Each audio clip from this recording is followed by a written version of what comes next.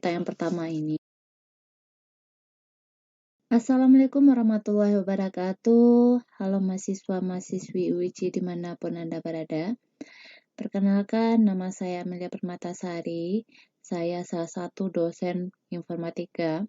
Pada semester ini, saya mengampu mata kuliah Introduction to Computer dan ICT.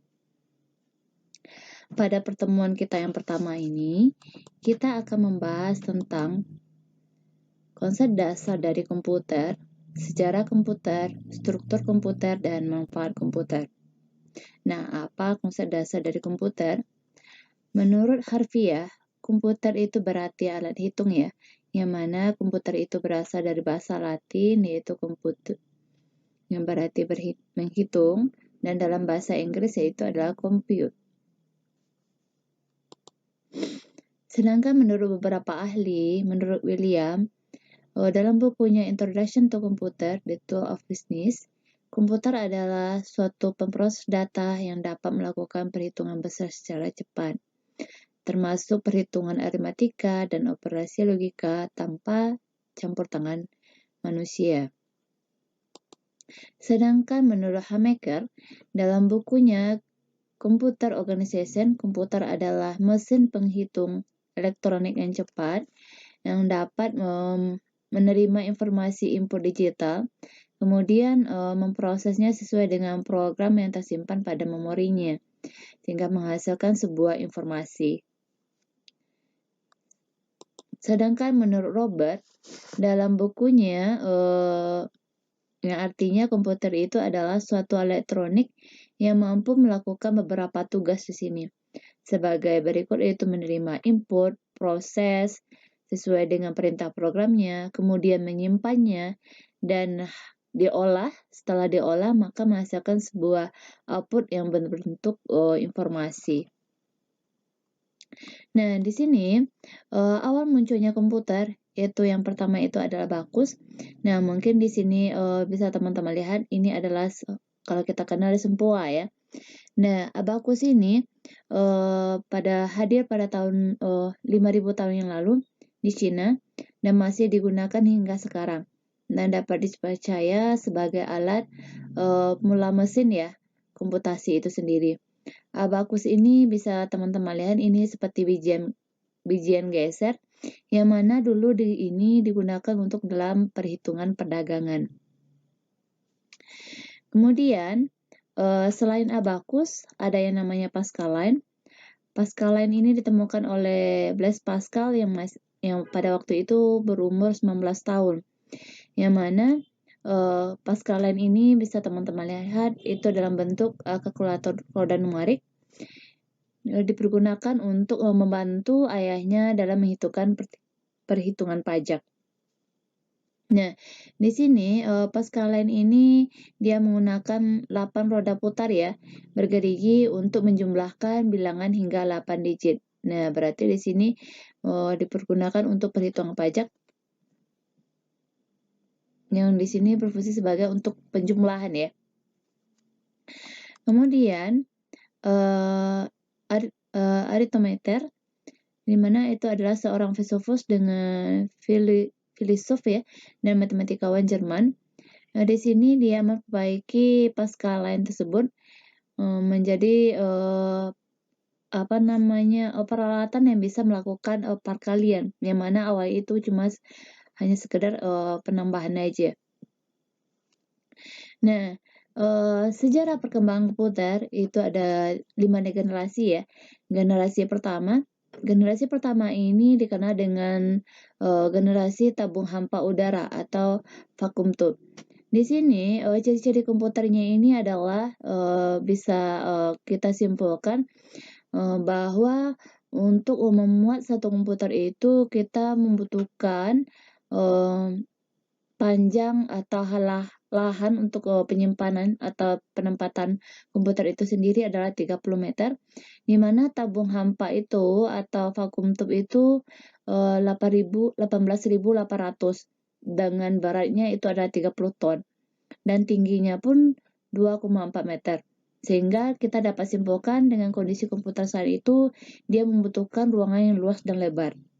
Nah, di sini ya kita bisa lihat gambarnya, gambar pada generasi pertama, dan ini adalah gambar dari vacuum tube itu sendiri. Kemudian pada generasi kedua itu diganti ya. Yang pertama itu generasi pertama itu berbentuk vacuum tube. Kemudian pada generasi kedua itu dia berbentuk transistor di sini. Dan transistor ini terdiri dari basic, collector, dan emitter yang merupakan ciri-ciri dari komputer pada generasi kedua ini. Transistor ini merupakan singkatan dari transfer resistor yang mempunyai keunggulan itu tidak mudah pecah ya. Kalau vacuum tube itu bisa teman-teman lihat tadi itu mudah pecah.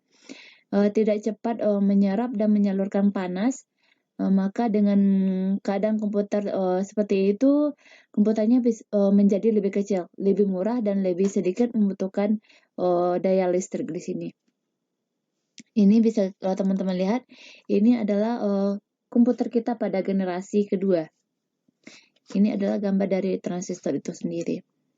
Kemudian, pada generasi ketiga ini merupakan lanjutan riset pada generasi kedua ya. Pada generasi kedua tadi kita menggunakan transistor, kemudian dikembangkan lagi menjadi IC di sini, Integrated Circuit. Nah, IC ini adalah gabungan dari ribuan-ribuan transistor dalam bentuk silicium dengan berbentuk kecil dengan ukuran beberapa milimeter di sini. Nah, ini adalah gambar dari komputer generasi ketiga. Ini adalah IC-nya atau integrated circuit-nya. Selanjutnya, pada generasi keempat ini dia merupakan perpaduan LSI ya, perpaduan LSI. LSI ini adalah singkatan dari Large Scale Integration, merupakan pemadatan dari IC itu sendiri ya. Nah, di sini bisa teman-teman lihat, ini adalah generasi komputer generasi keempat, yaitu boleh kita bilang ini adalah zamannya Pentium ya. Pentium 1, Pentium 2, quad-core gitu. Saat sekarang itu adalah pada generasi kelima, yang mana mulai menggunakan AI atau kecerdasan buatan. Teknologi yang menarik yang memiliki banyak aplikasi potensial di seluruh dunia gitu. Dan ini adalah pada generasi saat sekarang. Kemudian di sini ada penjelasan tentang struktur komputer itu sendiri, yang mana ada input device, output device, kemudian I/O ports, kemudian ada CPU, ada memori.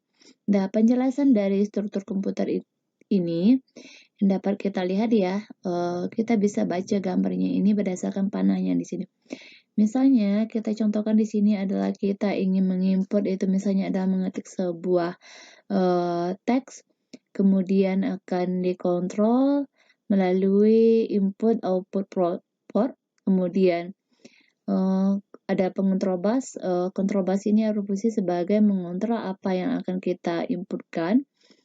Nah, di sini CPU bertugas akan ada CPU, ada ALU di sini. Nah, tugas masing-masing CPU ini dia akan menerima bahwa ada teks ini dalam bentuk kata aja atau dalam bentuk ada aritmatikanya juga. Nah, nanti akan dikontrol dan dimasukkan lagi ke dalam memori, yang mana dalam memori ini ada RAM dan ROM. Nah, setelah sampai ke dalam penyimpanan, maka nanti ada yang dikenal dengan address bus, kemudian ada data bus. Address bus ini adalah dia akan melihat alamat, misalnya adalah alamat penyimpanannya. Setelah selesai, dia akan masuk kembali ke I/O ports-nya untuk mendeteksi dari hasil yang sudah kita buat. Nah, setelah masuk kepada I/O port, nanti dia akan menghasilkan sebuah output device atau sebuah informasi di sini. Itu adalah penjelasan dari struktur komputer. Sedangkan untuk manfaat komputer ya, ini banyak sekali manfaat komputer di berbagai bidang. Ada di pendidikan, industri, manufaktur, kemudian ada bisnis dan perbankan, lalu ada teknik dan ilmu pengetahuan, dan perbankan dan penerbangan dan kemiliteran, dan juga ada kedokteran dan kriminalitas di sini. Berarti banyak sekali manfaat-manfaat komputer di berbagai bidang. Contohnya di sini mungkin ada kedokteran, itu ada sistem chat, kemudian ada DNF. Nah, satu lagi itu ada manfaatnya bagi entertainment dan games. Pemerintahan itu ada government, kemudian untuk entertainment ini animasi dan periklanan. Itulah penjelasan singkat tentang konsep dasar atau pengetahuan dasar komputer pada pertemuan pertama ini. Saya tutup dengan mengucapkan alhamdulillahirrabbilalamin. Assalamualaikum warahmatullahi wabarakatuh.